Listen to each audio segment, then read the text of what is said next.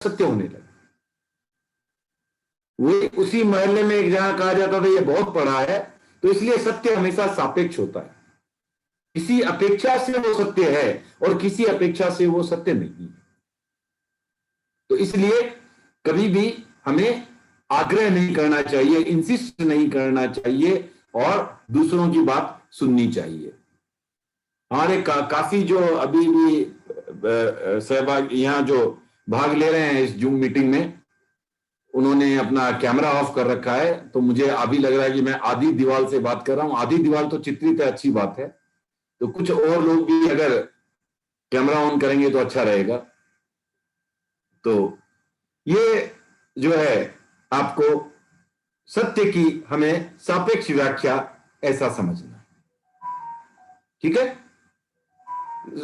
तो आगे चलते हैं। उद्देश्य जो है, अनेकांत का उद्देश्य क्या है? हमें किसी भी चीज को समीचीन रूप से, पूर्ण रूप से, अलग अलग पहलुओं से देखना है। आप देखो ऑर्गेनाइजेशन में भी कई बार ये चीजें इतनी काम आ सकती है आपके, आप सबके पॉइंट ऑफ व्यू को अगर जानते हैं तो आप ऐसा देख सकते हैं कि अगर आपको कहीं कुछ फॉल्ट लग रहा है तो आप उसको करेक्ट कर सकते हैं। जबकि अगर आप उसके व्यूज को नहीं सुनते हैं लोगों के, तब आपको ये पता नहीं चलेगा कि आपको किस चीज पर एक्ट करना है। आप मिस कर सकते हो, आप ओवरलुक कर सकते हो। तो ये जो सिद्धांत है, ये अपने जैन धर्म का एक ऐसा सिद्धांत है जिसको बड़ी से बड़ी यूनिवर्सिटी में, बिजनेस स्कूल्स में स्थान मिलना चाहिए, जो आज नहीं मिला है। हम सारी वेस्टर्न फिलोसॉफी की बात करते हैं, सारी अलग अलग थियरीज की बात करते हैं, लेकिन ये जो हमारी महावीर की थियरी है अनेकांत की, ये बहुत ही बड़ी यूजफुल है। और कॉन्फ्लिक्ट रिजोल्यूशन का इससे अच्छा माध्यम नहीं मिल सकता। क्योंकि अगर आप अगर इस पहलू को छोड़ भी दें, अगर आप किसी दूसरे की बात को ध्यान से सुन लेते हो तो ही वह आपका हो जाता है। आपको अगर आप सिर्फ दूसरे की बात को आप सुन लेते हो ध्यान से, बिना आवेश के, बिना उसको खंडन किए हुए, बिना काटे हुए, तो आप लोग सभी संस्थाओं से जुड़े हुए हैं, तो आपको पहले से ही एक लगता है इसने हमारी बात सुनी। तो इस तरह इसका एक सामाजिक पहलू भी है और धार्मिक पहलू तो है ही, क्योंकि हमें जो आग्रह नहीं करना है, जैसे गुरुदेव तुलसी ने फरमाया, आग्रहहीन गहन चिंतन का द्वार हमेशा खुला रहे। तो अनेकांत को मैं अंत में इन 4 पंक्तियों में जो है बताना चाहूंगा। सुननी सबकी ध्यान से अनेकांत सुविचार, सुननी सबकी ध्यान से अनेकांत सुविचार, जाने किसकी बात में कब मिल जाए सार। अहम तुष्टि के भ्रम में पड़कर, अहम तुष्टि के भ्रम में पड़कर क्यों करते तकरार। आग्रहहीन चिंतन से निर्मल खुले सत्य का द्वार, खुले सत्य का द्वार। तो अगर आपको सत्य के दर्शन करने हैं तो आग्रह को छोड़ना। और जो बहुत ही आसान तरीका है, स्यादवाद की भाषा में अगर कहा जाए तो आप ही को छोड़ दो, भी को अपनाओ। अगर आप कुछ अपने विचार रख रहे हो, ये ही है और ये भी है, बहुत फर्क आ जाता है। आप यही की भाषा छोड़ करके ये भी की भाषा अपनाओ, ये प्रैक्टिकल रूप है। अगर आप ये भी कहने लगोगे तो इतना विरोधाभास नहीं है, इतनी विरोध की बात। आप अपना, क्योंकि अगर मैं बोलता हूं कि ये जो है इस दृष्टि से ऐसा भी मुझे दिखाई दे रहा है, तो अगर मैं कहूं हाथी खंबे जैसा भी है तो कोई दिक्कत नहीं है, लेकिन अगर कहूं हाथी खंबे जैसा ही है तभी समस्या आती है। तो आप कई जगह पाओगे, अगर किसी को आप बात भी कर रहे हो, अगर आपका जो कहने का तरीका है उसमें आप उसको एक विकल्प के रूप में, एक जो है एक पक्ष के रूप में अगर आप रख रहे हो तो वो ज्यादा मान्य होता है लोगों को। उसके बजाय अगर आप उसको एक एकांगी सत्य के रूप में रख रहे हो, इसका मतलब आप ये कह रहे हो कि बाकी कोई जो भी किसी और पक्ष की बात कर रहा है आप उसको सुनने के मूड में नहीं। जो है वो सिर्फ मेरी बात सत्य है, बाकी सब असत्य। ऐसा नहीं होना चाहिए। होना ये चाहिए मेरा ये पक्ष है और मैं आपका भी पक्ष सुनूंगा। ठीक है, तो ये थी अनेकांत और शादवाद की बात। इसके बाद उन्होंने आगे जो बात की वो थी अहिंसा की क्रांति, अहिंसा का सिद्धांत। और अहिंसा का सीधा संबंध किससे है? राग द्वेष की मुक्ति से। राग द्वेष से मुक्ति, अहिंसा वहां फलेगी। क्योंकि अहिंसा पैदा होती, हिंसा कहां से पैदा होती है? हिंसा पैदा होती है जब हम सब जीवों को एक जैसा नहीं समझते, समता भाव नहीं है, कोई ना कोई जो है हमारे में कसाय है। तो इन कसायों के कारण, समता भाव नहीं होने के कारण, सब जीवों को एक समान नहीं समझने के कारण जो है वो हमारे दिल में हिंसा के भाव आते हैं, क्रूरता के भाव।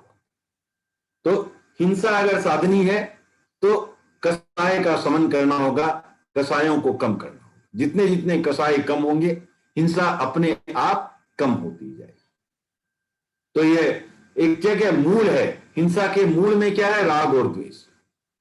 क्योंकि किसी चीज के लिए हिंसा करते हैं या किसी के अगेंस्ट हिंसा करते हैं। अगर कुछ हमें ऐसा राग द्वेष नहीं रहेगा तो हिंसा की संभावनाएं प्राय कम हो जाती है। अब इसमें करना क्या है? आपको जो है सब जीवों के प्रति समता का भाव रखना है और किसी प्राणी को मारो मत, ऐसा भाव रखना है। किसी प्राणी की हमें मारना नहीं है, किसी से वैर नहीं करना है। सिंपल सिंपल सिद्धांत है। सबसे मैत्री करनी। तो सबके साथ मैत्री कैसे होगी? हमें समता का भाव है, सब जीवों को एक समान समझते हैं, मैत्री का भाव हुआ। वसुधैव कुटुंबकम, ये जो हमारी महावीर की ये नीति रही है, महावीर की एक सूत्र है कि आप इस तरह जो है अहिंसा को पालो। अब प्रश्न उठता है, ये जितनी भी बातें हुई वो किससे किससे हुई? व्यक्ति के संबंध में।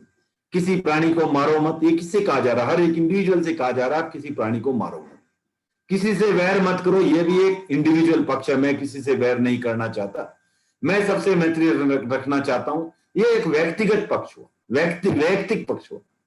क्या हिंसा अहिंसा का कोई सामुदायिक रूप भी है, सामाजिक रूप भी है? जो कम्युनिटी लेवल पर अहिंसा का कोई रूप है क्या? तो महावीर ने उसकी भी व्याख्या की। महावीर ने बताया कि अहिंसा का सामुदायिक रूप उस समय, जो महावीर के समय की जो परिस्थितियां थी उसमें उन्होंने बताया। तो क्या बताया? पहली चीज अगर आप देखोगे तो उस समय दास प्रथा थी। लोग जो दूसरों को, अभी फिलहाल कुछ वर्षों पहले की भाषा में अगर कह दे तो बंधुआ मजदूर, बॉन्डेड लेबर, वो सदा के लिए किसी का दास हो गए। ठीक है, आपने सुना होगा पहले कोई किसी व्यक्ति को, किसी स्त्री को जुए में हार देते थे। जुए में हार गए, वो उसकी प्रॉपर्टी होगी सामने वाली। तो ये जो दास प्रथा थी, ये जो है महावीर ने इसे हिंसा का रूप बताया और कहा किसी को दास मत बनाओ, किसी की स्वाधीनता का हरण मत करो। यह सामुदायिक रूप है। कोई भी किसी की स्वाधीनता का हरण ना करे, कोई किसी को दास ना बनाए। उस समय जैसे कई स्त्रियों को पुरुषों का दास बना दिया जाता था और कई शासक वर्ग जो रूलर रहते थे, वो राजा रहते थे, वो प्रजा को अपना दास समझते थे। तो ये दास प्रथा का जो है उन्होंने कहा कि स्वाधीनता किसी का हरण मत करो। आज के डेट में क्या हमें देखना है? किसी तोते को पिंजरे में बांध के मत रखो। आप लोगों को इस कोरोना काल में यह भी समझ में आ गया होगा कि पूरे घर में घूम सकते हैं फिर भी शांति नहीं है। करेक्ट? कि बाहर निकल नहीं पा रहे हैं। आज बच्चे को पूछो, जो बच्चा कभी स्कूल जाने के लिए जिद करता था, आज क्या बोलता है? स्कूल जाना है, कितने दिन घर में बैठे। तो आप देखो, जब पराधीनता जब आती है, जब बंधन आते हैं, किसी को प्रिय नहीं है। तो इस तरह किसी की भी स्वाधीनता का हनन मत करो, यह महावीर का सामुदायिक अहिंसा की चेतना का भाव था। और उस समय जाति प्रथा थी, ऊंच नीच का सवाल था, कोई किसी को उच्च मान लिया गया, किसी को नीच मान लिया गया। तो इस दृष्टि से भी ऐसा होता था कि जो उच्च लोग हैं वो नीच से घृणा करते थे। तो ये महावीर ने कहा अहिंसा का एक रूप है, सब मनुष्य को एक मानो, किसी से घृणा मत करो। ये जो उच्च नीच है वो परिवर्तनशील है, ये आज कोई उच्च है वही कल नीच हो सकता है, और वाइस वर्सा। तो ये परिवर्तन आ सकता है, इसलिए किसी से भी घृणा मत करो। आपने भी देखा होगा, अपने जीवन काल में भी हमने देखा है, कोई था कहा जाता है अरे इरका ने तो की को नहीं हो, खाली लोटो ले रहे हो, और अभी बहुत कुछ है। तो अब वो आज की दृष्टि से वो ऊंच हो गया, उसके पीछे सब हाथ जोड़े खड़े हैं, और वही कोई आज नया कोई लोटा लेके आता है, उसे हम दरवाजे से निकाल देते। तो ये समानता रखनी है। तो ये महावीर का सामुदायिक अहिंसा का की चेतना का सिद्धांत। फिर उन्होंने कहा जो उस समय थे कुछ सिद्धांत जिनका महावीर ने और पुरजोर विरोध किया, एक था उसमें से प्रमुख कि जो है आप स्वर्ग प्राप्ति के लिए पशु बलि चढ़ाएं, किसी पशु की बलि करके आप कोई साधना करें, कोई ऐसा करें जिससे आपको स्वर्ग की प्राप्ति हो जाए। महावीर ने कहा ऐसा नहीं हो सकता, ऐसा करके आप क्या कर रहे हैं, नरक के दरवाजे खोल रहे हैं, क्योंकि आप हिंसा के भागीदार बन रहे हैं, आप पाप का बंधन कर रहे हैं, आप नरक के भागीदार बन रहे हैं, स्वर्ग के नहीं। फिर उन्होंने कहा किसी भी एक और उस समय मान्यता थी कि युद्ध में मरने वाला जो है स्वर्ग को जाता है। महावीर ने कहा नहीं, वह भी हिंसा का व्यवहार है, और हिंसा करने वाला जो है वो स्वर्ग में जाए, ये बात समझ में नहीं आती। तो इस तरह उन्होंने, जो महावीर ने इस तरह जो कई सिद्धांत दिए जिससे कि ऐसा लगे कि सामुदायिक रूप से जो है इस चेतना का विकास हो। फिर महावीर ने कहा किसी भी प्राणी पर आक्रमण मत करो और मांसाहार का त्याग करो, मांसाहार मत करो। तो इससे भी क्या हुआ, अननेसेसरी जो पशुओं का वध हो रहा था उससे हम टल गए।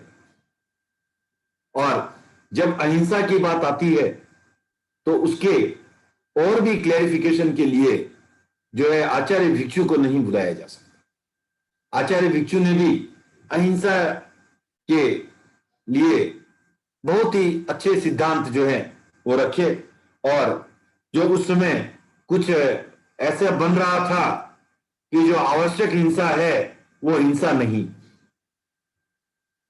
ऐसी उस समय की परिस्थितियां बन रही थी। देखा थोड़ा बहुत हिंसा होती है, उससे बहुत अगर बचाव होता है तो कोई बात नहीं है। महावीर ने इस चीज को सिरे से नकार दिया। आचार्य भिक्षु ने कहा कि अगर हम आवश्यक हिंसा को अहिंसा मान लें तो हिंसा कुछ रहेगी नहीं। कोई डकैत आता है किसी के यहां डाका डालने के लिए और वो उसका मर्डर कर देता है, क्यों करता है? सवर्ण जी जवाब दें, क्यों करता है? क्यों करता है? क्यों करता है? जस्ट शौकिया करता है क्या? अपने बचाओ, अपने बचाव के लिए। कैसा बचाव? पहले वो वार करे, इससे पहले मैं ही वार करूंगा। ये तो एक डर से हो सकता है, ठीक है, ओके। या उसने उसको पहचान लिया, अरे तू तो बाहर चला गया तो दिक्कत, या वो कुछ विरोध कर रहा है धन देने में, कुछ कारण तो रहा होगा ना उसको मारने का। तो उसके लिए, उस डकैत के लिए उस व्यक्ति को मारना ये जरूरी हो गया ना, अभी तो आवश्यक हो गया। क्यों प्रकाश जी, आवश्यक हो गया ना। तो ये तो फिर तो ये जो उसने मर्डर किया वो आवश्यक हिंसा हो गई, तो फिर हम उसे अहिंसा बता दें। तो अगर हम कोई भी कार्य कर रहे हैं हमारी पर्सपेक्टिव से तो आवश्यक है तभी कर रहे हैं।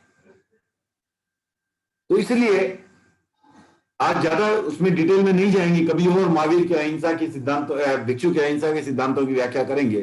पर उन्होंने इतना जरूर कहा कि हिंसा हिंसा होती है, सिर्फ आवश्यक हिंसा को हिंसा मानना और बाकी हिंसा को अनावश्यक आवश्यक हिंसा को अहिंसा मानना यह मान्य नहीं है। क्योंकि अगर हम ऐसा करेंगे तो हर कोई जस्टिफाई करने लगेगा कि उसने जो हिंसा की है वो उसके लिए आवश्यक ही थी, क्योंकि इसका कोई पैमाना नहीं होता। जो आपके लिए आवश्यक है वो मेरे लिए नहीं है। किसी के लिए आवश्यक है कि वो जो है मर्सिडीज में यात्रा करे। आजकल वो अपने बालडोता जी ने भेजा था ना कि रोल्स रॉयस में खुश नहीं है, कुछ लोगों ने वीडियो देखा होगा। तो वही बात है, उसके लिए वो रोल्स रॉयस भी काफी नहीं है और किसी के लिए साइकिल भी काफी।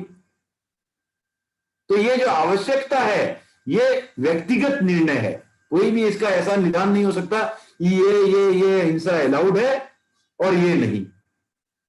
हम कहीं ऐसा नहीं पा सकते कि मक्खी को मारना अलाउड है और शेर को मारना अलाउड नहीं है, ऐसा तो नहीं हो सकता। हमारा है एक ये, आप मक्खी भी मत मारो शेर भी मत मारो।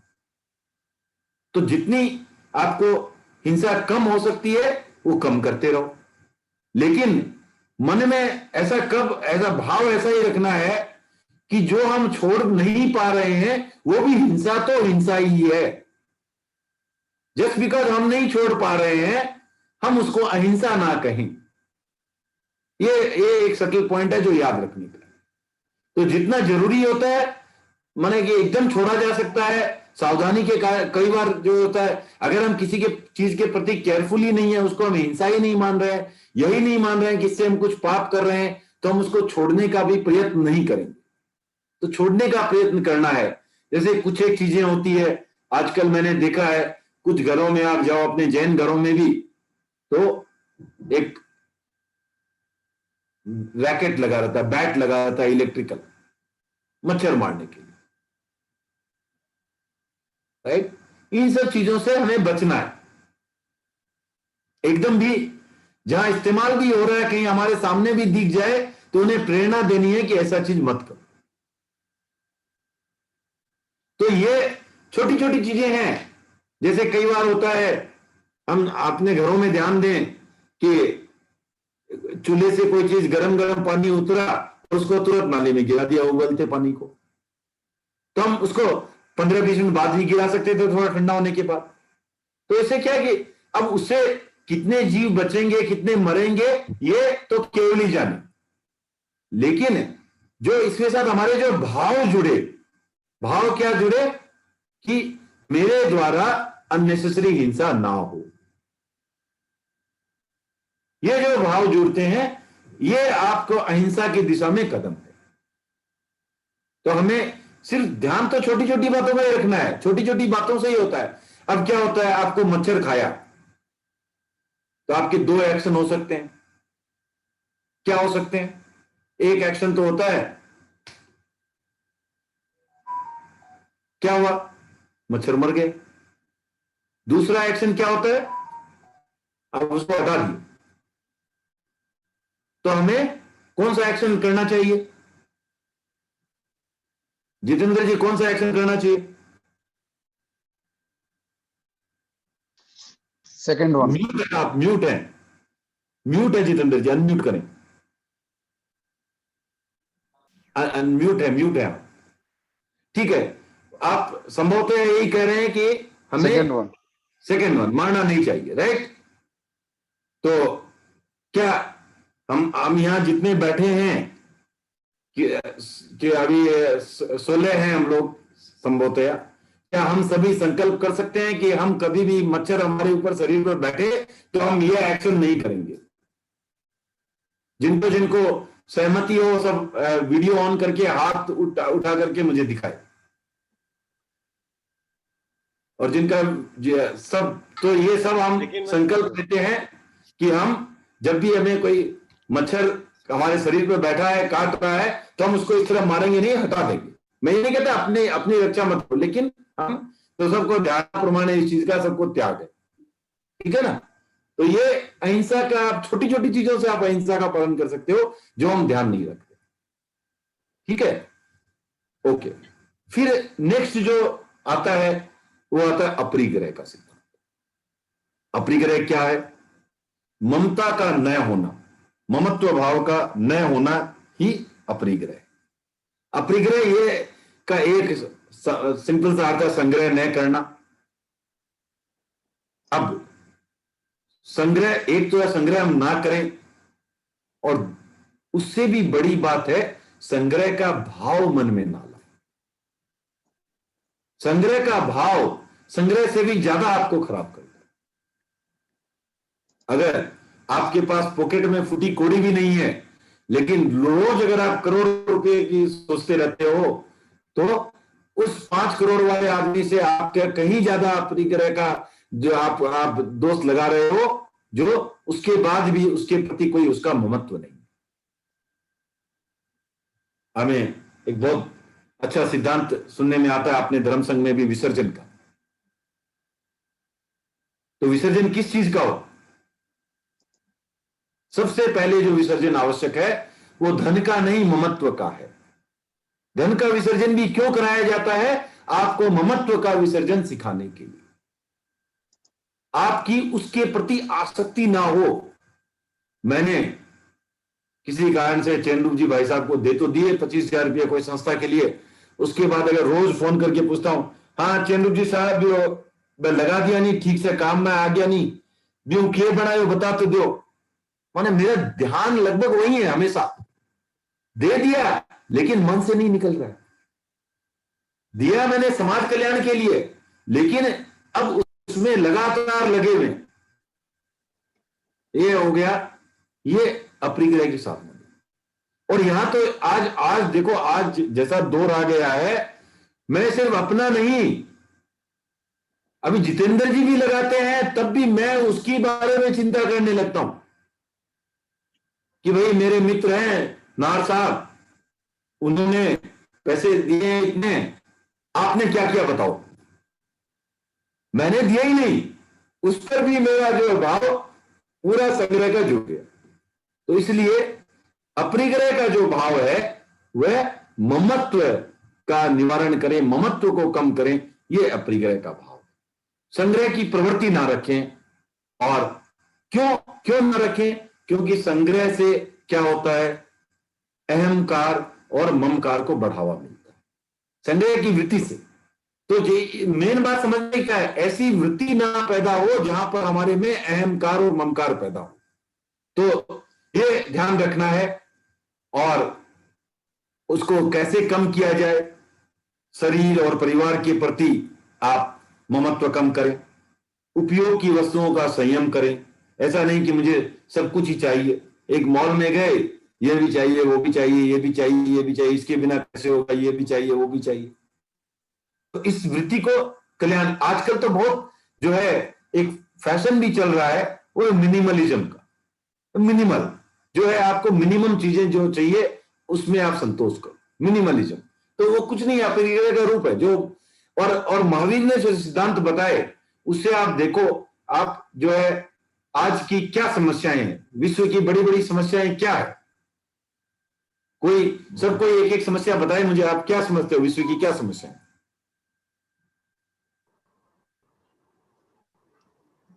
नार साहब?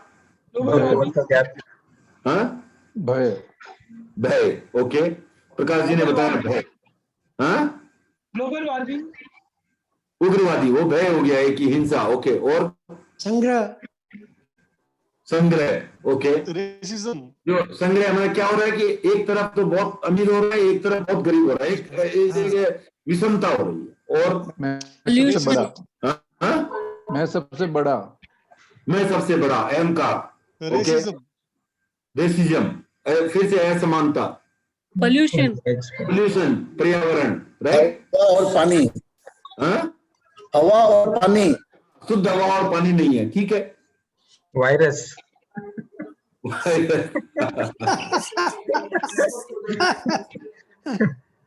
अब अगर चलते हैं महावीर के सिद्धांतों में, अगर चलते तो क्या होता, आप देखो। इसके आगे चर्चा करेंगे हम थोड़ी सी इसकी भी। तो उसके पहले ये आप देखो कि अगर हमारी संग्रहवृत्ति नहीं रहती तो क्या पोल्यूशन इतना फैलता? काफी हद तक कम होता। अब अगर हमारे में अहिंसा की भावना भरी होती तो क्या हमें भय और अशांति से मुक्ति नहीं मिलती? तो उनके जो सिद्धांत थे वो आज भी जैसे के तैसे हैं, आज भी उतने ही उपयोगी हैं, ठीक है ना। ओके। और उन्होंने कहा विस्तारवादी नीति मत अपनाओ, अपना ही विस्तार करना है, चाहे बाकी कुछ जाए, किसी का कुछ हो, वो नीति मत अपनाओ। दूसरों के अधिकार की चीजों को उस पर अपना स्वामित्व जचाने की कोशिश मत करो। तो मेरी नहीं है, उस पर भी मेरा आधिपत्य जमाने की मैं कोशिश करूं, तभी तो उससे छीनने की कोशिश करूं, उसको हड़पने की कोशिश करूं, कुछ भी कोशिश करूं, उससे वैर भाव बढ़ता है, मैत्री भाव खत्म हो जाता है। तो ये जो है अपरिग्रह का उन्होंने ऐसा रूप दिया कि संग्रह की वृत्ति का जो है वो अल्पीकरण करें। आप गृहस्थ में भी है तो ऐसा है कि हम जो है ऐसा तो कर सकते हैं कि क्रूरता पूर्वक कोई भी कार्य करके हम जो है संग्रह नहीं बढ़ाएंगे। हम एक मिनिमल रूप से हम उसका भी शुरुआत कर सकते हैं कि मैं इससे ज्यादा धन नहीं रखूंगा, या इससे ज्यादा शर्ट नहीं पहनूंगा, इससे ज्यादा पैंट नहीं रखूंगा, कुछ भी आप कर सकते हो। आप कोई भी संग्रह वृत्ति का जितना जितना आप निवारण कर सकते हो उतनी आपकी मर्जी।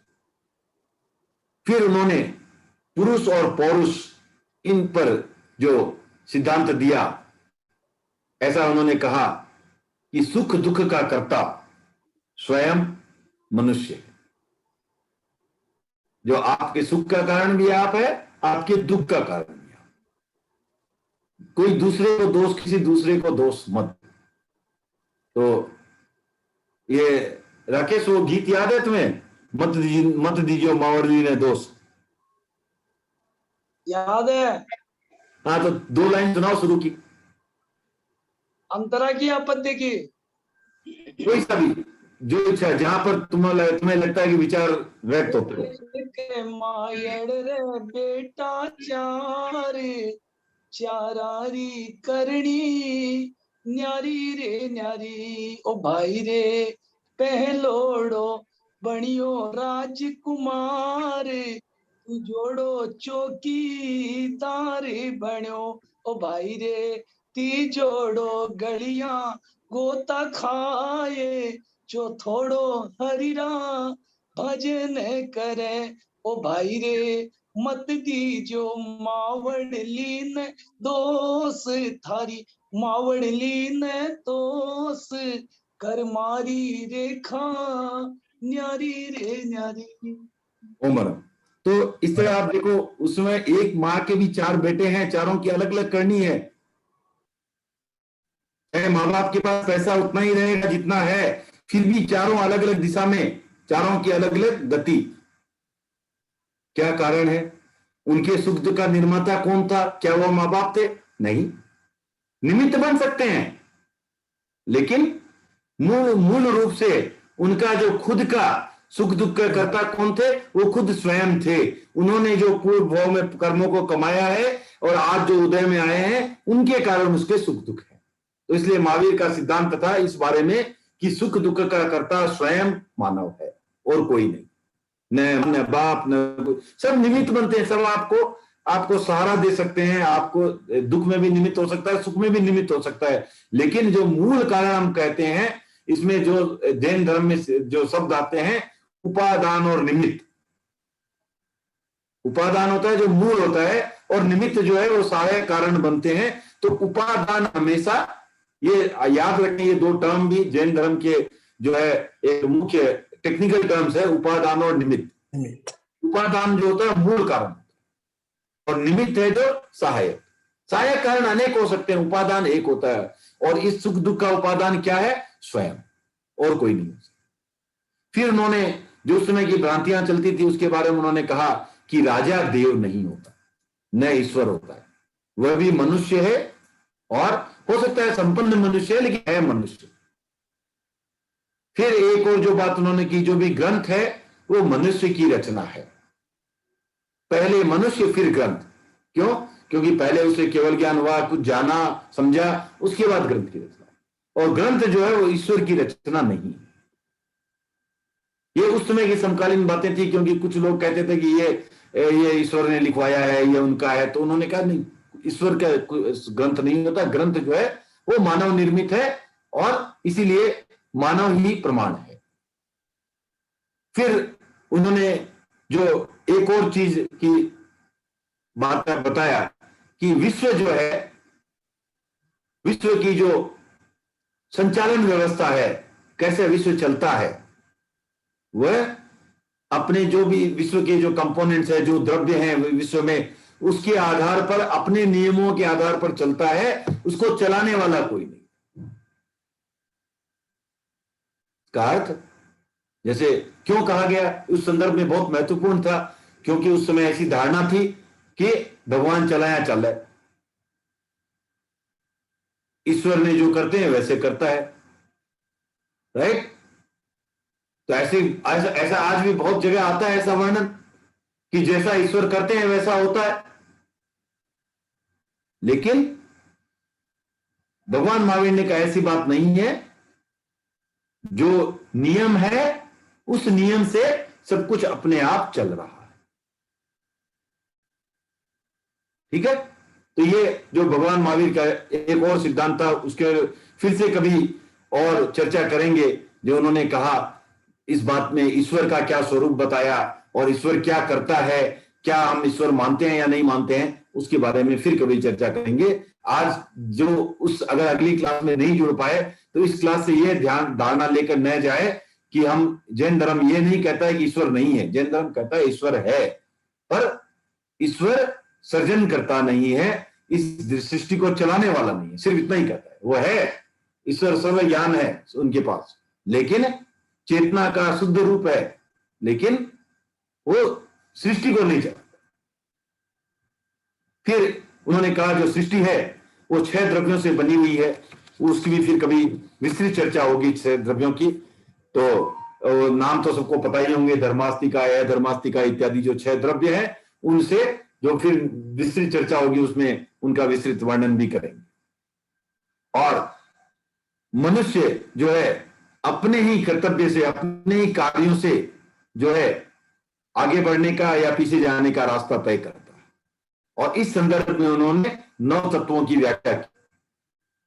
जीव अजीव, गुरुदेव तुलसी का जो दोहा है, जानू जीव अजीव में पुण्य पाप की बात, आश्रव संवर निर्जरा बंद मोक्ष विख्यात। तो ये 9 तत्व इसमें आ जाते हैं।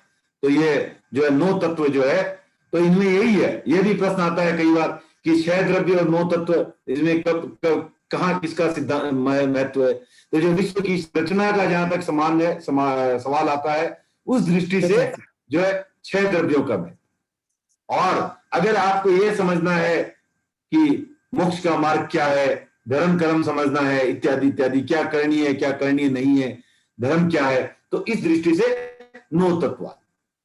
तो दोनों के अलग अलग आध्यात्मिक धरातल पर उस तरह से ये 9 तत्वों का बात। फिर उन्होंने उस समय ये भी माना जाता था कि मनुष्य है जो भाग्य जैसा होता है वैसा। तो उन्होंने कहा भाई देखो, मनुष्य जो है भाग्य या कर्म के हाथ का कोई के हाथ की कोई कठपुतली नहीं है, कोई रोबोट नहीं है। मनुष्य जो है वो स्वयं अपने भाग्य का निर्माता है, भाग्य के हाथ चलने वाली कोई खिलौना नहीं। मनुष्य है वो कैसे अपने भाग्य का निर्माण करता है? सत्य कार्यों से, धार्मिक कार्यों से अपने अच्छे भाग्य का निर्माण करता है, क्रूर कार्यों से अपने जो है भाग्य को बिगाड़ता है।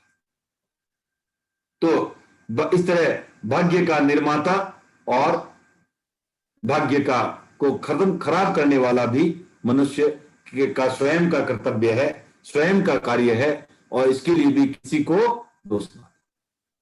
फिर जो उन्होंने कहा कि धर्म संघ के लिए कुछ प्रावधान दिए। इस समय अगर किसी को कोई प्रश्न है तो पूछ सकते हैं, 2-3 मिनट का, उसके बाद फिर आगे बढ़ेंगे।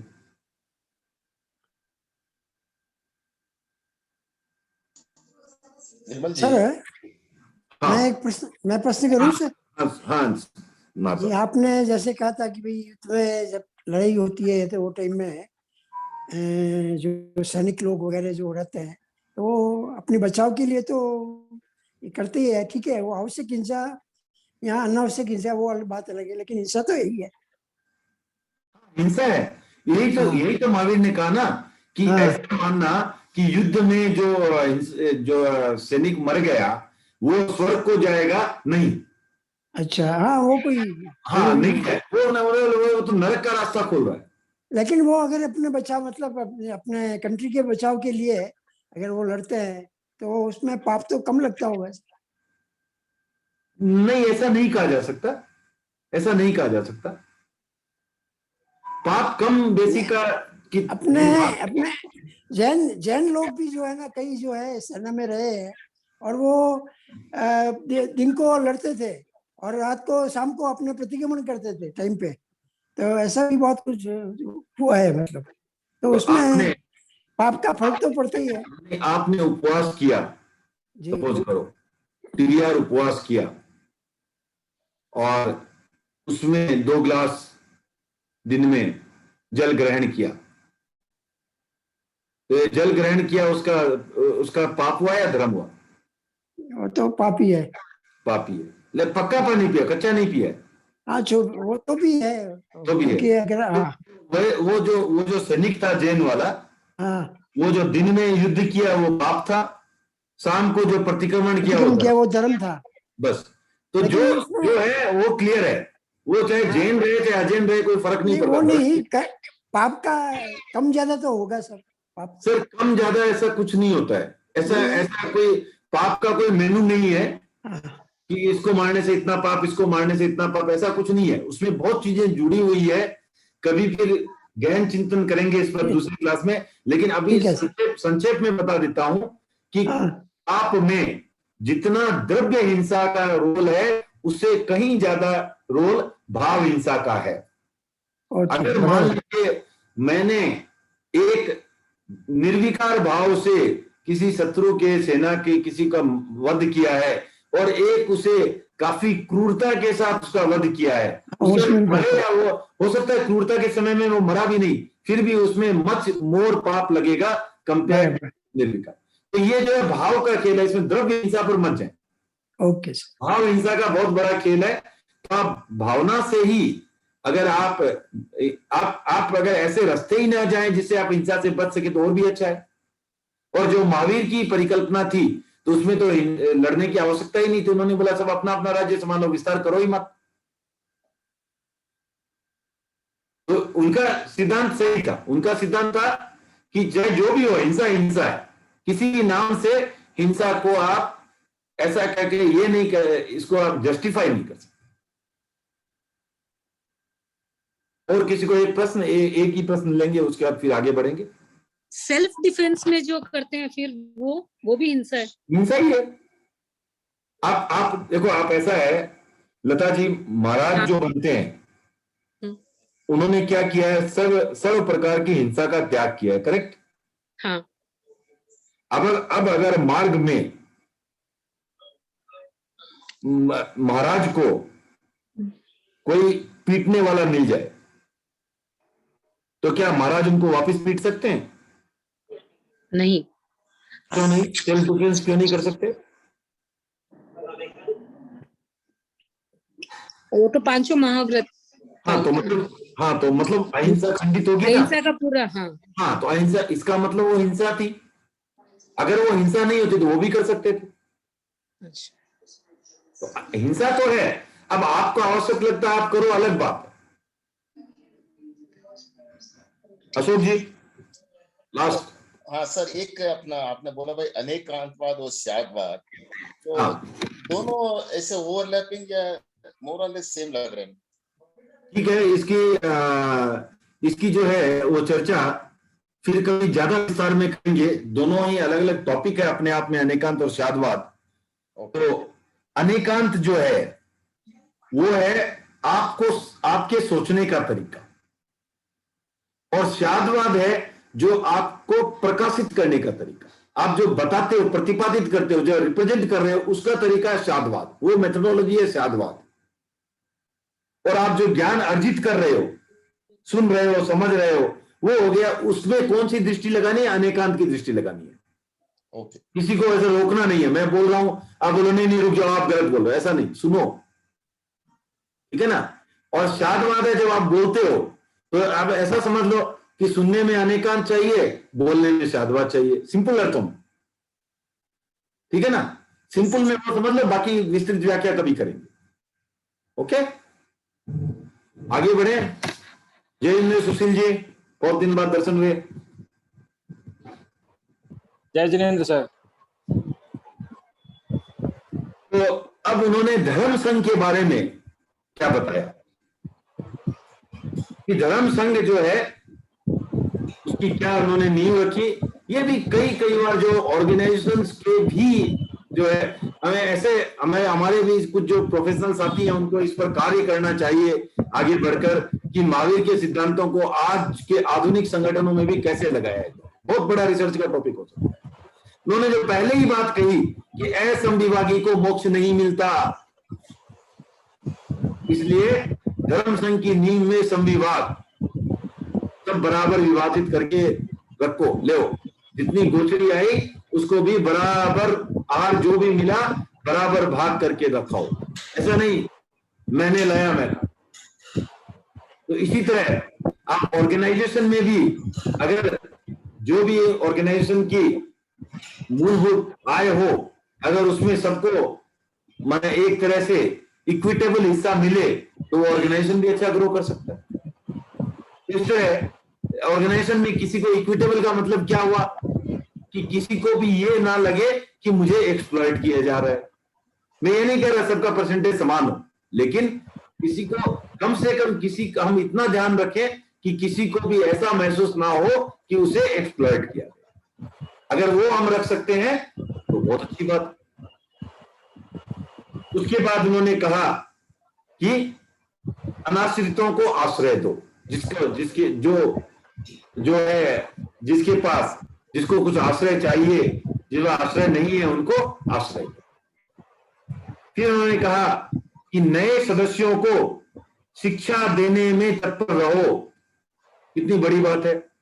आप ऑर्गेनाइजेशन में भी कोई नए सदस्य आते हैं, उसे अपनी ऊर्जा, अपना ज्ञान देने में तत्परता रखो, ऑर्गेनाइजेशन ग्रो अच्छा करेगा।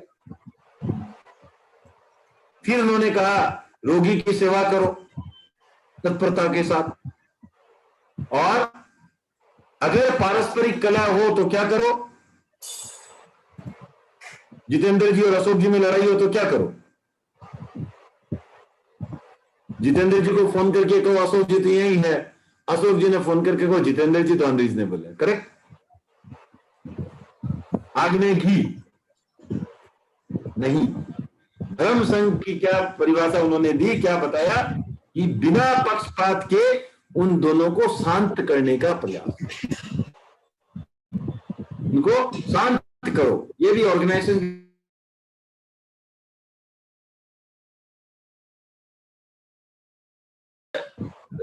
मान लो अशोक जी अंदर जी में हुई तो पवन जी आके बोलेंगे अरे में थोड़ा सा और कराते हैं ना, मजा आएगा देखने में, बन जाता है। ये बड़े ऑर्गेनाइजेशन में होता है, मूवी बन जाती है उसको, अरे देखो क्या होता है आगे नजारा, देखो क्या होता है, just for the sake of it. तो नहीं करना है, उसको सामंजस्य से बैठाना है और जो कलंक है उसका निवारण करना। ये जो महावीर का सिद्धांत है। तो कितने, अब आप खुद इस पर स्टडी करें, खुद देखें कि कितना हद तक ये जो है अपने ऑर्गेनाइजेशंस में, अपने परिवार में, अपने समाज में, हर जगह जो है ये लागू है। अब समाज में भी देखो आराम से लागू होगा। और धर्म का क्या स्वरूप बताया उन्होंने? ये तो धर्म संघ की बात थी।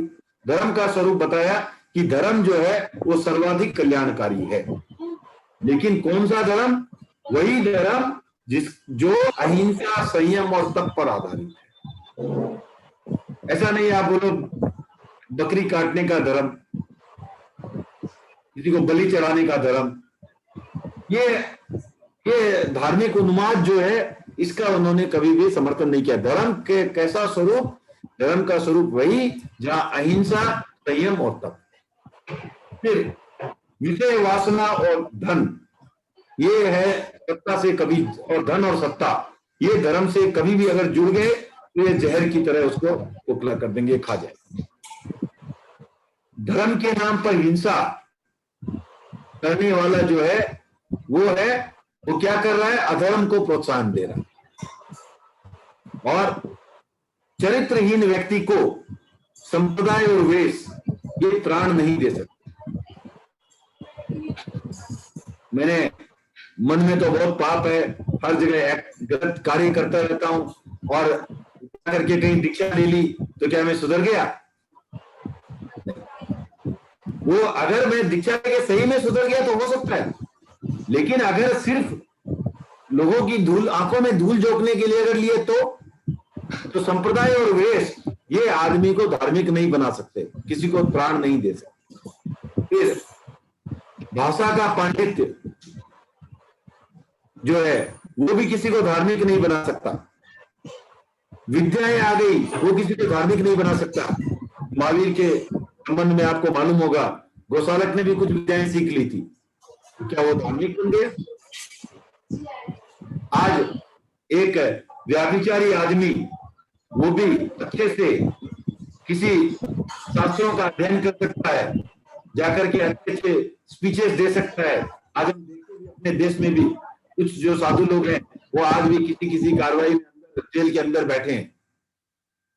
पांडित्य तो था उनमें, पांडित्य नहीं था ऐसी बात नहीं है, अच्छे स्पीच देते थे, लेकिन भगवान महावीर ने कहा कि भाषा का पांडित्य और विद्याओं पर जो आपको काबू है उससे आप धार्मिक नहीं बनते। धर्म किससे बनते हैं? धर्म का संबंध सीधा सीधा शांति से है। अगर आपके जो वासनाएं, कसाय ये अगर शांत हैं तो आप धार्मिक हैं, अगर शांत नहीं है, संयमित नहीं है तो ये आप धार्मिक नहीं। इसी तरह जो है महावीर ने काफी सिद्धांत दिए और विक्रम ईसा पूर्व 527 वर्ष पूर्व जो है उनका पावापुरी में निर्वाण हुआ। तो आज इस संबंध में आगे की बात करें उसके पूर्व एक महत्वपूर्ण जो बात आती है, कितने लोगों की अवधारणा में है, अगर कोई तीर्थंकर बन जाता है क्या उसके बाद उसके कोई भी अशुभ कर्म बाकी रह सकते हैं क्या?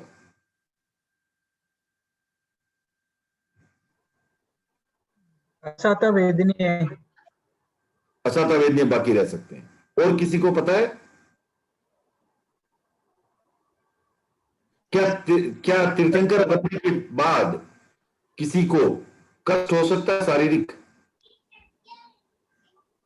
महावीर भगवान को हुआ था, वो तेजुल ऐसा छोड़े थे ना, तब हुआ था। इसका मतलब कष्ट हो सकता है, ठीक है ना। इसकी ये क्या होता है कि ये थोड़ी कभी कभी बीच बीच में जैसे कमर्शियल ब्रेक होता है ना, तो ये आपको आगे क्या आएगा उसकी सूचना है, तो इसलिए जुड़े रहे इन क्लासों से। तो ये आगे के लिए है कि ये ऐसी इंटरेस्टिंग चर्चाएं होगी कि क्यों भगवान महावीर को कष्ट हुआ था, ठीक है ना। ये जो कंपनी का नेक्स्ट क्वार्टर का रिजल्ट आने वाला है उसके बारे में अभी से आप चिंता करना शुरू करो। तो ये ठीक है। तो अभी जैसे विश्व की स्थिति है, सब किसमें जुड़े हुए? शांति की खोज। क्यों शांति की खोज? अहिंसा की खोज। क्यों? क्योंकि सब जगह अशांति फैली हुई है, भय का वातावरण है, उग्रवाद का वातावरण है जिसे आप देख रहे हो। तो क्यों आज इसके ये चर्चा का सार यही है कि क्यों आज जैन धर्म जो है वो इंपॉर्टेंट है, क्या इसका महत्व है, क्यों इसको इसकी स्टडी की जानी चाहिए। तो इसका एक कारण है कि आज हम विश्व की जो स्थिति है वो पूरी एक तरह से बहुत ही असमंजस वाली है। एक तरफ हम बात करते हैं, शांति की खोज करते हैं, और एक तरफ अणुशस्त्रों के निर्माण की बड़ी बड़ी बातें, एटम बम बनाने की बातें। एक तरफ हम जो है सापेक्षवाद की बात करते हैं, एक तरफ है विचारों का ध्रुवीकरण है, जिसको आज पोलराइजेशन कह सकते हो। हर जगह पोलराइजेशन है, सब स्ट्रॉन्ग व्यूज है, ऐसा ही है, ऐसा भी है नहीं, ऐसा ही है। तो ये है, तो ये भाव चले आ रहे हैं कई जगह आप देखो। तो ये सारी बातें जो है ऐसी चल रही है जहां पर जो है हमारे जो सापेक्षवाद के सिद्धांत थे जो महावीर के, वो बहुत महत्वपूर्ण है। जैन दर्शन तो सापेक्षवाद की बात कब से कर रहा है, साइंस ने आइंस्टाइन के बाद से शुरू की। और यूएनओ में, संयुक्त राष्ट्र संघ में निशस्त्रीकरण की संधि पर हस्ताक्षर किए जाते हैं, नॉन प्रोलिफरेशन ट्रीटी पर हस्ताक्षर किए जाते हैं, और बाकी देखते हैं कि शस्त्र की होड़ में राष्ट्र लगे हुए हैं। रैंकिंग भी जब देखते हैं, किसकी रैंकिंग आती है? ये रैंकिंग नहीं आती है किसके पास कितने हथियार कम है, किसकी सेना सबसे ज्यादा मजबूत है। रैंकिंग उसकी आती है। जब महाप्रज्ञ जी से अब्दुल कलाम मिले थे, राष्ट्रपति कलाम साहब, तब महाप्रज्ञ जी ने एक ही प्रश्न किया था कि जब तक अणु बमों का निर्माण होगा, आप ट्रेनिंग करते हो सारी हिंसा की, तो अहिंसा कहां से आएगी? ट्रेनिंग होती है सारी हिंसा की,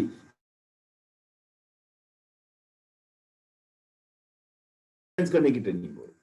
तो जब तक ट्रेनिंग, और वो ट्रेनिंग क्या है? वो ट्रेनिंग हिंसा है। जब वही प्रश्न महावीर के सामने खड़ा हुआ था और भाई नंदीवर्धन ने कहा कि मैं आपकी सुरक्षा में सेना लगा देता हूं, तैनात कर देता हूं, उन्होंने कहा किसकी सुरक्षा? आज तो ईगो का प्रश्न है, अगर जेड कैटेगरी की सुरक्षा नहीं मिली तो बड़ा नेता ही नहीं है। और महावीर ने कहा अरे सुरक्षा किसकी करोगे? जो असुरक्षित है, मैं असुरक्षित ही महसूस नहीं कर रहा हूं, मुझे कोई भय नहीं, कोई असुरक्षा नहीं। अगर ये लगा दिया तो वो भय है।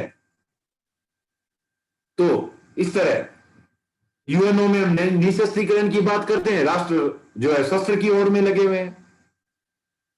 महावीर जो थे इस युग में ऐसा कह सकते हैं कि निशस्त्रीकरण की बात करने वाले पहले आदमी थे, और उन्होंने कहा कि जिसका अहिंसा में विश्वास है वो कभी शस्त्र का निर्माण और शस्त्र का जो है संग्रह और शस्त्र का उपयोग कभी कर ही नहीं सकता, क्योंकि वह अहिंसा के खिलाफ है ये बात।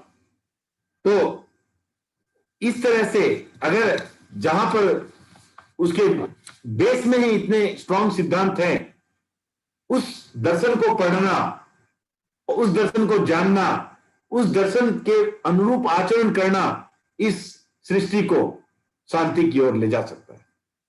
तो फिर जब हम जैन धर्म को जानना चाहते हैं, तब स्वाभाविक रूप से प्रश्न उठता है जैन धर्म कब से है और किसने चलाया? तो आज की भाषा में बात करेंगे तो किसी का एक बहुत अच्छा एक मैसेज आया है चैट पर कि प्रेक्षा ध्यान में भी जो है उपसमुदाय, भाव क्रिया, मतिभाष, मितभाष, माने मीठा बोलना, I don't know, I think it should be कम बोलना, मितभाष, मैं छोटी हो गया, मितभाष, मित आहार माने कम खाना, मैत्री भाव और प्रतिक्रिया विरति। प्रतिक्रिया विरति मतलब डोंट रिएक्ट, मैं रिएक्शन में तुरंत जो है उबल पड़ना, ये मत करो। तो ये जो है धन्यवाद चैट बॉक्स में लिखने के लिए। ये जो प्रेक्षा ध्यान की उपसंपदाएं हैं वो भी काफी जो है सहायक होती है। तो इस तरह ये हमारे सौरभ जी बर्डिया हैं कलकत्ता से, उन्होंने लिखा है, धन्यवाद सौरभ जी। तो उसके बाद जो आपको आता है जैन धर्म जो हम देख रहे हैं वो कब से है? महावीर के समय से। इसको शुरुआत किसने चलाया? महावीर ने। तो क्या इसके पहले जैन धर्म नहीं था? था। उसके पहले कौन चलाया, किन्होंने चलाया? उसके बाद चलाया, उसके पहले चलाया था किसने? पार्श्वनाथ ने चलाया 250-300 वर्ष पूर्व। तो क्या उसके पहले नहीं था? नहीं, उसके पहले भी था। तो इस जो ये काल है, बात करेंगे, लेकिन ये जो युग है, इसमें प्रथम जो जैन धर्म किसने चलाया? वो ऋषभ देव ने चलाया। तो पार्श्व और महावीर, ये इतिहास के हिस्से आते हैं, और इसके पहले वाले जो थे वो इतिहास के काल में नहीं है। इतिहास जब से शुरू हुआ, उसके इतिहासकार जब से इतिहास लिखना शुरू किए हैं, उसके पहले की बात, तो उनको प्राग ऐतिहासिक अर्थात इतिहास के पहले के तीर्थंकर कहा जाते हैं। तो 22 तीर्थंकर जो है वो प्राग ऐतिहासिक हुए, इतिहास के पहले हुए, और पार्श्व और महावीर उनका इतिहास में वर्णन, इसलिए इतिहास। और जब सबने जो जैन धर्म का प्रतिपादन किया, जैन धर्म हालांकि नाम नहीं था, कभी निगरण धर्म नाम था, कभी श्रमण धर्म, कुछ चलता रहा, चेंज हुआ, और इसके लिए जैन धर्म का नाम महावीर के समय भी नहीं था, उसके बाद पड़ा है। तो ऋषभ देव जब का जन्म हुआ, उसमें कैसी स्थिति थी? तब मानव समाज नहीं बना, समाज के रूप में नहीं रहता था, आदिम युग था। लोग जंगलों में रहते थे, कल्प वृक्ष के नीचे, न घर थे न वस्त्र थे, और न कोई खेती जानता था, न कोई शिल्पकला जानता था, न कोई बर्तन थे, कुछ भी नहीं था। न लोग लिखना जानते थे, न आग का आविष्कार हुआ था। सब धीरे धीरे ऋषभ देव जी ने जो है वो बताया। ऋषभ देव जी ने, ये पहले राजा हुए इस युग के, और उन्होंने जो है जनता को समझाया, संबोधन दिया, बताया कि कैसे जीवन निर्वाहन करना है। और उन्होंने जो है खेती सिखाई, शिल्पकला सिखाई, लिपि सिखाई, लिपि में स्क्रिप्ट लिखना, ये सिखाई। तो ये जो है सारा ऋषभ देव ने सिखाया, उसके पहले नहीं। इस युग के पहले राजा होते, तो इस युग के पहले मुनि भी हुए थे। उन्होंने सर्वप्रथम जो है जो मुनि बने और राजपाट त्याग के निकल। तो एक तरह से देखो, उन्होंने जो संभाला वो भी किस लिए? क्योंकि मानव समाज की रचना करनी थी, वो हुई, अपना कार्य संपन्न हुआ, और वो उन्होंने सहरस छोड़ करके ऋषि बन गए, और साधना के द्वारा उन्होंने आत्मा का अनुभव किया। अब उन्होंने धर्म का परिवर्तन किया। कैसे धर्म का परिवर्तन? त्याग धर्म का, मोक्ष धर्म का, अर्थात निर्वाण पाने वाले धर्म का। क्या बात थी उन्होंने जो उन्होंने धर्म का परिवर्तन किया, वो किसके आधार पर था? अनुभव के आधार पर, वास्तविकता के आधार पर। यही वास्तविक धर्म जो उन्होंने अनुभव किया। तो हमारा धर्म क्या? यथार्थ का धर्म। ये मैंने अनुभव किया, ये इसका धर्म है।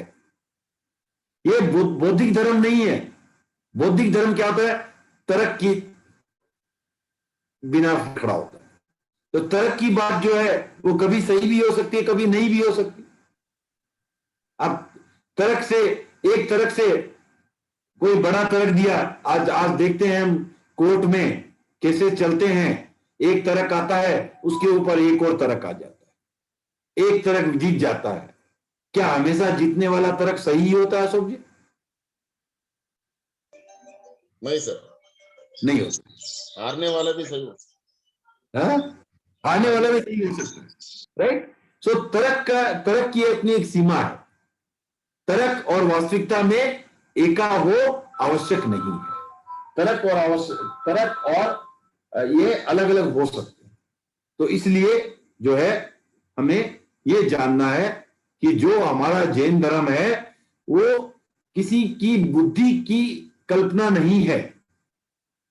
ये कोई बौद्धिक कल्पना नहीं है। ये क्या है? ये जो है हमारे केवलियों का अनुभव है। जिन्होंने केवल ज्ञान पाया है साधना के द्वारा, वो उनका अनुभव है, और वो अपने अनुभव के आधार पर उन्होंने यथार्थ के आधार पर इस धर्म का प्ररूपण किया है। तो इस तरह जो है 24 प्रवर्तक हुए हैं, एक नहीं, दो नहीं, 24 हुए हैं इस युग में और इस क्षेत्र में, हमारे क्षेत्र में। और तीर्थंकर कैसी भाषा बोलता है? तीर्थंकर है और हजारों आचार्य हुए हैं। आचार्य जो है वो क्या होते हैं? वो तीर्थंकर के प्रतिनिधि होते हैं। तीर्थंकर प्रवर्तक होते हैं, आचार्य प्रतिनिधि होते हैं। आचार्य चलाते हैं, उनके संचालक होते हैं। जैसे अभी कहा जाता है महाश्रमण जी को किनके प्रतिनिधि? महावीर के प्रतिनिधि। ओके, अब जो तीर्थंकर होते हैं वो प्रवर्तक होते हैं, और तीर्थंकर की भाषा होती है मैंने ऐसा देखा है, ऐसी भाषा बोलते। सुनने वाले को ऐसा लग सकता है मैं जैसा जानता हूं, ऐसा लग सकता है ये अहंकार की भाषा है, पर ये अहंकार की भाषा नहीं है। ये किसकी भाषा है? ये उनके स्वयं की एक्चुअली जानने की भाषा। तो ये साक्षात दृष्टा की भाषा है, जिसने स्वयं सत्य को देखा है, ये उसकी भाषा है। 24 तीर्थंकर हुए हैं और सबने धर्म चक्र का प्रवर्तन किया। सबका आधार एक रहा। तो क्या सबने अलग अलग किया तो सब एक जुड़ कैसे गए? सब जैन कैसे हो गए? प्रश्न उठना स्वाभाविक है। किसी ने किसी का लिया नहीं, सबने अपने आप अनुभव किया। तो सबको एक साथ जुड़ने वाले क्यों 24? क्योंकि सबका आधार समान था, सबका आधार समान था, सबकी अनुभूति समान थी, और सबके सब निर्वाणवादी परंपरा के। सबका एक ही था, यथार्थवाद और निर्वाणवाद। ये जो इसी से जुड़े हुए थे, इसलिए सब के सब जो वे वो 24 हुए तीर्थंकर, और वो जो है सब उसी परंपरा में रहे। इसके बारे में कहा गया है जे बुद्धा ऐकंता जे बुद्धा अना गया संति तेसिम पैठाणम भूयाणम जगई जहा। तो ये जितने भी तीर्थंकर हुए हैं और जितने भी भविष्य में होंगे, उन सब का आधार क्या है? संति अर्थात शांति। संति तेसिम पैठाणम, उनका आधार शांति है। जैसे कि जीवों का आधार ये जमीन है, जैसे ये जगत जीवों का आधार है, वैसे ही शांति जो है उन तीर्थंकरों का आधार है। तो इस तरह आज संसार को शांति की जरूरत है। दुनिया आज इतनी छोटी हो गई है जितनी कभी नहीं थी। द्रुत वाहन आ गए हैं, प्रेक्षेपास्त्र का निर्माण हो गया है, इतने संहारक अस्त्र बन गए हैं। इतना सामुदायिक विकास इन चीजों का कभी नहीं हुआ था।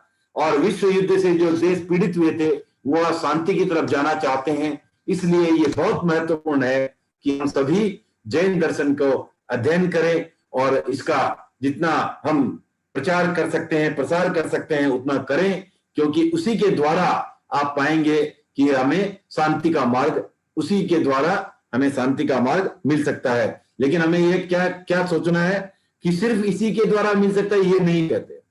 इसके द्वारा मिल सकता है। आपके पास और कोई मार्ग है तो कोई हमें विरोध नहीं है, लेकिन ये भी एक अच्छा मार्ग है, और ये टाइम टेस्टेड मार्ग है, और हमने इसमें अच्छी अच्छी बातें हैं। इसको हम आगे और भी सीखने का प्रयास करेंगे। जुड़े रहें हर बुधवार 8 बजे। ओम आराम। तो सुशील जी मंगल पाठ सुना देवे। मंगल पाठ तो आप ही सुनाइए, प्रशिक्षक आप हैं। अरे ठीक है, कोई बात नहीं, सब बारी बारी से सुना देंगे ना। ठीक है। मैं एक बात मैं रखना चाहता था कि जैसे अभी कोविड के समय में जो स्थितियां बन रही है, और जैसा कल परसों देखा हमने डॉक्टर के अग्रवाल जो हमारे टीपीएफ से भी जुड़े हुए इस अर्थ में कि दिल्ली अधिवेशन में वो एज ए स्पीकर आए थे, और कलकत्ता के अधिवेशन में भी आए थे। तो आज लोग प्रश्न पूछते हैं कि भाई ऐसे अनुभवी डॉक्टर, और वो भी खुद को नहीं बचा पाए। तो यहाँ पर जैसा आचार्य महाश्रवण जी ने फरमाया, या अपने जैन दर्शन में जो 5 समवाय की बात आती है, उसमें ये नियति की जो बात है, या इन 5 समवायों की, तो अपने अगली कक्षाओं में अगर एक चर्चा इस पर हो, तो अभी क्या है कि ये समय के हिसाब से प्रासंगिक भी है, तो थोड़ा अच्छा नियति रहेगा। नियति और पुरुषार्थ पर होगी ये क्लास। हाँ, 5 समवाय पर ही हो जाए तो बाकी सब पे संक्षेप में होते हुए फिर नियति पर अपने विशेष जोर देते हुए हो, तो अभी समय के हिसाब से काफी प्रासंगिक है। और बाकी तो अभी अपने अक्षय तृतीया के दिन गुरुदेव ने इंदौर में 2 प्रश्न पूछे थे, तो वो भी एक शोध का विषय है वो भी, कि यह एक दिवसीय एक दिन आहार और एक दिन भोजन इस तरह से वर्षित कब किस आचार्य के समय में प्रारंभ हुआ, और दूसरी भगवान ऋषभ से लंबी तपस्या का उल्लेख कहाँ आता है। तो ये भी अपने लोगों के लिए शोध का विषय है। आज की कक्षा में मैं कुछ विलंब से जुड़ा, वैसे आपकी कक्षाओं में रुचि तो पूरी ही आती है, और मैं देख रहा हूँ कि जितने भी जुड़े हुए हैं सब अच्छी ज्ञान पिपासा रखने वाले हैं। तो ये इस संख्या में जितनी अधिक वृद्धि हो, हमारे यहाँ कलकत्ता में तो अभी लॉकडाउन लगा हुआ है, तो कुछ अतिरिक्त समय भी अवकाश भी हमारे पास है, किंतु फिर भी समय कम पड़ जाता है। तो आपको कक्षा के लिए धन्यवाद। मंगल पाठ तो आज आप ही सुनाएं। ओम हरम। और किसी को प्रश्न है? नहीं तो आज समाप्त करते हैं यहीं पर। सर एक मैसेज ग्रुप में आया हुआ है सर। हाँ बोलिए। How we human beings learn to cooperate with each other, do greater things collectively, does this have Jain principles behind it? Lakshmipati ji ने पूछा है। हाँ, वो तो जैसे संगठन के सिद्धांतों में बताया ना, जो भी नया जुड़ता है उन्हें जो है आप सिखाने में तत्पर रहो, एक वो। और स्वयं दूसरी बात तो इससे क्या होता है कि आप हमेशा क्या होता है कि इससे जो आपकी धर्म चर्चा होती है उस दृष्टि से, और कई बार क्या होता है कि आप जैसे आप कुछ समझ पा रहे हो, मैं कुछ समझ पा रहा हूं, दोनों साथ में बैठेंगे तो शायद 1+1=11 बन जाएंगे। तो उस दृष्टि से हमेशा उसका महत्व रहा ही है और आगे भी रहेगा ही। तो कई बार आप देखते हैं ना कि आप कोई किताब पढ़ते हो, नहीं समझ में आती है, वही बात कोई दूसरा आपको बताता है तो अच्छे से समझ में आती है, उसके बाद जाके आप फिर से स्वाध्याय करते हो तो और अच्छे से समझ में आ जाती है। तो ये इसी क्रम में। Lakshmipati answer you? Partially, sir. Okay, which part is not answered? सी जैसा आपने बताया कि ऋषभ भगवान ने सिखाया फार्मिंग और बाकी सब अलग अलग कलाएं, ये पूरा जो ह्यूमैनिटी प्रोग्रेस की है, it's based on our cooperation with each other, right? जैसे हम संघ बनाते हैं, संगठन बनाते हैं, तो ये कौन ये खाली इंडिया में हर जगह है ना, वर्ल्ड वाइड है। See all this greater things are happening because of collective. ये कलेक्ट वैसे इंडिविजुअल है हम सब लोग, we are all very self centred, but जब बड़ा काम करते हैं सब इकट्ठा हो जाता है। तो ये इकट्ठा होने का कहाँ से चालू किया? ये तो हर जैसे आप अभी इस चक्कर में जाएंगे यहाँ पर, तो हमारे तो महावीर से आता है। महावीर ने साधु साधियों का संघ बनाया, और उन्होंने लास्ट क्लास में आप नहीं आ पाए तो उससे हमने चर्चा भी की थी कि महावीर तो अगर घर में भी रहते तो ऐसी साधना कर सकते थे जहां से उनको मोक्ष मिल जाता, लेकिन उनको मालूम था कि ऐसा करने से हर कोई इस रास्ते पर नहीं चल के बहुत डिफिकल्ट होगा किसी के पास घर में रह के जो इस तरह की तपस्या करना, इस तरह की साधना करना, काफी डाइग्रेशंस होंगे। इस तरह उन्होंने सामुदायिक चेतना का विकास किया। एक लक्ष्य को लेकर के एक समुदाय की रचना हुई, संगठन की रचना हुई। सब निर्वाणवादी जितने भी थे उनको एक जगह जोड़ करके उनके कल्याण के लिए एक साथ उनकी साधना हो, संघ में रहते हुए किसी को कम आता हो, किसी को ज्यादा आता हो, किसी को सिखाए, एक दूसरे का सहयोग करे पुरस्कार। ये वहां से शुरू हुआ है। और ऋषभ देव के टाइम में भी हर तीर्थंकरों के टाइम में उनके जो है कितने अनुयायी होते थे, फॉलोअर होते थे, और उनका संघ बनता था। Thank you. Thank you. Okay. I would like to add to Lakshmipatji's point. Man is a social animal. So even before Rishabh Bhagwan came and gave his new languages, new farming, everything. Even before that, man used to be socially living. जैसे युगल के रूप में वो रहता था, सामूहिक स्वाद में रहते थे, तो ये ग्रुप्स में भी रहते थे।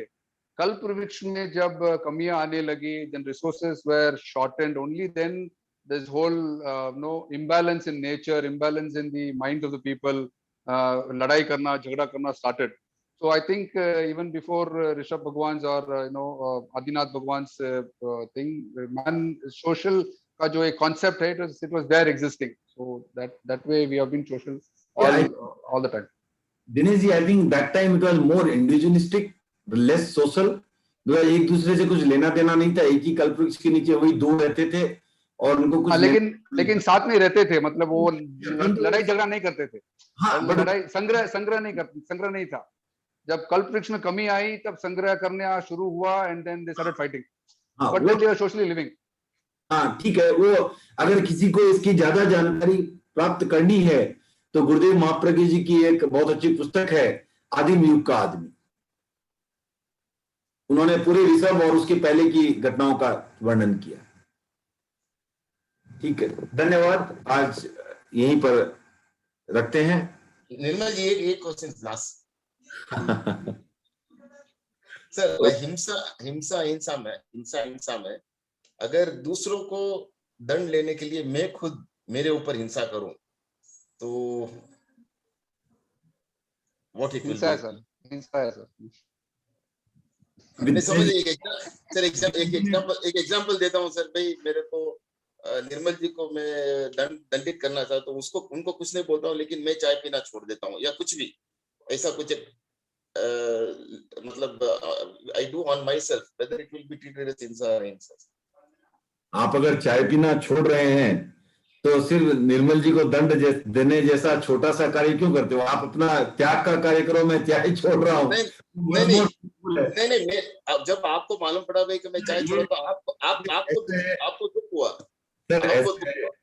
सर ऐसा है कि हमारे यहाँ भाव जुड़े, वैसे आपके मन में ऐसा भाव है कि उनको दुख देने के लिए आप ये कर रहे हैं, तो अवश्य की ये हिंसा है। प्रश्न ऐसा है कि एक क्लास और चल सकती है, इसलिए मैं इसका आज उत्तर नहीं दूंगा, क्योंकि ये जो है ये एक और क्लास चला सकता है, ऐसा प्रश्न है। तो इसलिए इसमें बहुत सारे प्रश्न प्रतिप्रश्न करने पड़ेंगे, तो आपसे ऑफलाइन बात करके बाद में नेक्स्ट क्लास में इसका ठीक है। ओम ह्रीं नमो अरहंताणम, ओम ह्रीं नमो सिद्धाणम, ओम ह्रीं नमो आयर्याणम, ओम ह्रीं नमो उवज्जायाणम, ओम ह्रीं नमो लोये सब्बसाहुणम, अरहंता मंगलम सिद्धा मंगलम साहु मंगलम केवली पुनक्तो धम्मो मंगलम, अरहंता लघुत्मा सिद्धा लघुत्मा साहु लघुत्मा केवली पुनक्तो धम्मो लघुत्मो, अरहंते शरणं पौज्यामि सिद्धे शरणं पौज्यामि साहु शरणं पौज्यामि केवली पुनक्तम धम्मं शरणं पौज्यामि, विघ्नहरण मंगलकरण स्वाम भिक्षुनो नाम, गुण औलख स्मरण करिया सरय चिंत्या काम, सरय चिंत्या काम, सरय चिंत्या काम। ओम अरहम कृतज्ञोस्मि, हम सब आपके आभारी हैं। कृतज्ञोस्मि, हम सब आपके आभारी हैं। कृतज्ञोस्मि, हम सब आपके आभारी हैं।